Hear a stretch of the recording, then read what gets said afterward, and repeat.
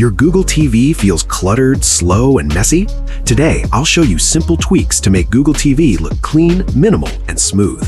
No complex setup, just real changes you'll notice instantly. So let's get started.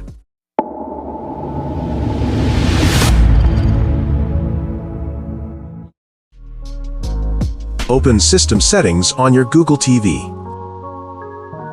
Scroll down and go to Accounts and Sign In. Select Account. Scroll down and turn on Apps Only mode. Click here to turn on.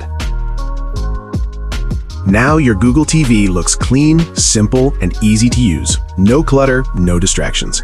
If you liked this setup, press like, subscribe for more Google TV tips, and I'll see you in the next video. Thanks for watching.